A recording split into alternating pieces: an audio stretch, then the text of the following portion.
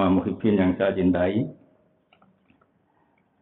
Ini kemarin saya agak lama menjawab karena masih sibuk ngaji kilatan, di mana adat para kiai memang mengajar full ketika Ramadan, beberapa kitab, beberapa literatur.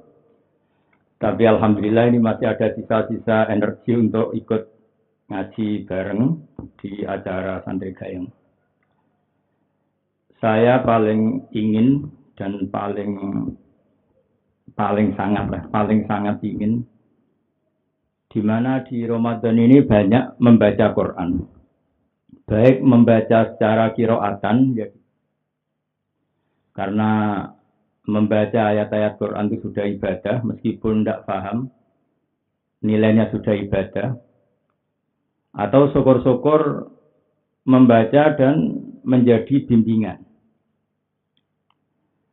Saya beri contoh, membaca meskipun nggak paham itu baik. Saya beri contoh begini. Ada orang yang semalaman itu jagungan sama keluarga. Bercengkrama ringan. Ya bercengkrama saja, mungkin cerita masa lalu, cerita lucunya cucu atau lucunya anak. Tapi di malam itu ditulis oleh malaikat bahwa malam itu keluarga ini tidak maksiat. Tidak dugem, tidak narkoba, tidak ke tempat-tempat yang maksiat. Ini pentingnya ngaji. Jadi saya lama sekali ngaji usul fikih sama abahnya Gus Yasin, Gaji Memon Zubair. Di antara kebaikan agama ini adalah meninggalkan kemungkaran. Meninggalkan sesuatu yang nggak butuh modal. Kalau kita untuk dapat pahala sholat, itu kita harus sholat. Untuk pahala haji, kita harus haji. Tapi ada kebaikan yang kita tidak perlu modal, yaitu tarkul mungkarat, meninggalkan hal-hal yang dilarang Allah Subhanahu wa Ta'ala. Jadi barokahnya kita bercengkrama dengan keluarga, asik. Kalau dalam bahasa santri ya santri gayung, guyon-guyon sama teman, sama tetangga. Tapi efek dari itu, atau min lawazimi dzalik, efek dari itu pasti saat itu juga kita tidak maksiat. Tahu-tahu sudah pagi, kita tidak menyaksikan maksiat di keramunan, tidak macam-macam. Nah kira-kira juga seperti itu. Kalau orang baca Quran tidak paham, setidaknya dia menyibukkan diri dengan kalamullah, dengan sesuatu yang baik. Efek dari itu pasti saat itu tidak maksiat. Sehingga kalau ada orang tanya, kenapa sih Gus baca Quran tidak paham kok dapat pahala? Satu jawabannya itu kalamullah. Nomor dua, sebagian kebaikan itu adalah meninggalkan kemaksiatan. Dan meninggalkan kemaksiatan itu bisa dilakukan dengan hal-hal yang gampang. Maka di antara kelebihannya Ramadan itu ada kalimat, ada naumus shaim ibadah. Tidurnya orang puasa itu sudah ibadah. Filosofinya gimana?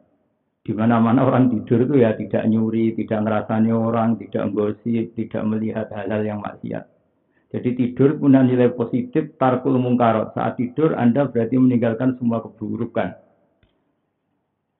Jadi, nah kedua, ini yang lebih utama lagi, syukur-syukur bacanya itu paham. Paham itu artinya ngerti ya, sesuai kapasitas masing-masing. Saya ini mulai kecil sampai sekarang masih ngaji Quran, juga masih belajar, juga masih terus mencari ilmu. Di antara cara-cara Allah untuk menjelaskan manusia, itu pakai al-amsal. Al-amsal itu maknanya analogi yang mudah difahami manusia. Sehingga di surat Waqiah misalnya, kita cari surat-surat yang terkenal, Allah itu dengan sangat mengharukan, padahal Allah adalah Tuhan. Jadi dengan sangat mengharukan ngendikan nahnu khalaqnakum falaula tusaddiqun. Mbok ya kalau nyembah yang perlu disembah itu mbok yang punya reputasi menciptakan. Intinya Allah itu ingin mengajari kita. Pertama Allah cerita tentang kualifikasi jadi Tuhan. Itu Allah sangat fair sekali.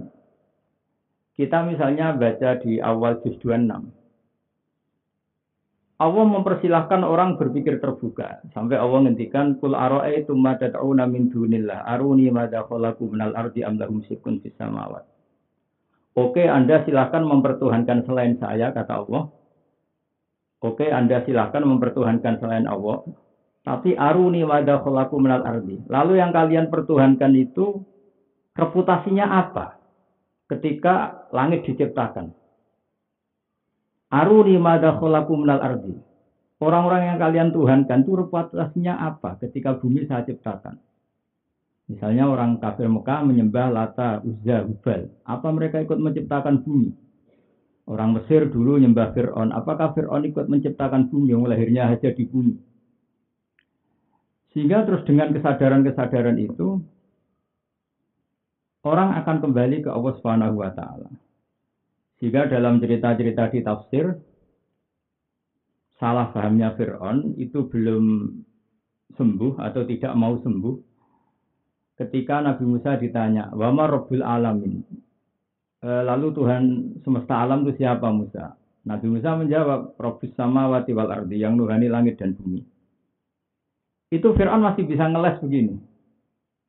Soal bumi kata Fir'aun, Ma'alim tulakum min ilahi ghairi. Setahu saya jalan-jalan di mana-mana dituhankan saya. Karena pas itu Fir'aun penguasa Mesir. Nah soal Tuhan langit kata ini yang paling parah dari Fir'aun. Juga bahaya bagi kita. Saya ulang lagi juga bahaya bagi kita. Dia bilang ke Haman. Haman itu arsitekturnya Fir'aun yang bagian nangani bangunan. Ya Haman ibnili sorhal la'ali abdul asbab. Haman, saya bikinkan piramida yang setinggi-tingginya. Saya mau naik ke sana. Kemudian saya ingin melihat Tuhannya Musa. La'ali attali'u ila ilahi Musa. Saya akan melihat Tuhannya Musa. Apa betul ada di langit? Nah, ini sama-sama repot. Saya katakan bahaya bagi kita begini. Andai kan Fir'aun itu berkeyakinan Tuhan kita di langit dan dia naik betul, itu pasti tidak melihat Allah. Kita yang Muslim saja tidak bisa melihat Allah, apalagi Fir'aun. Dan kalau tidak melihat, dia akan berpikiran Tuhan itu tidak ada. Ini kan repot. Padahal dia bikin piramida itu supaya melihat Tuhannya Musa. Sementara Fir'aun tidak akan mungkin melihat Tuhan. Kita saja tidak mungkin, apalagi Fir'aun.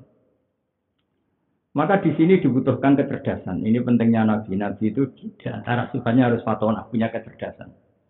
Sidik, amanah, tabligh, fatonah. Jadi definisi Tuhannya langit dan bumi itu Fir'aun masih nggak mau sembuh dari kesesatannya. Akhirnya Nabi Musa beralih argumentasi. Dan itu cukup menyudutkan Fir'aun. Yaitu dengan mengatakan Rabbukum wa Rabbu abaikumul awwalin. Yaitu yang menuhani kamu dan yang menuhani leluhur kamu. Akhirnya di komunitas itu, di rapat itu, karena pas itu banyak pengawalnya, juga banyak punggawanya. Kalau sekarang mungkin ya banyak kabinetnya. Tuhan itu siapa? Musa. Yang nuhani nenek moyang kamu. Itu separuh dari pengawal Fir'aun itu banyak yang Islam. Karena kalau Fir'aun itu Tuhan, berarti nenek moyangnya itu tidak punya Tuhan.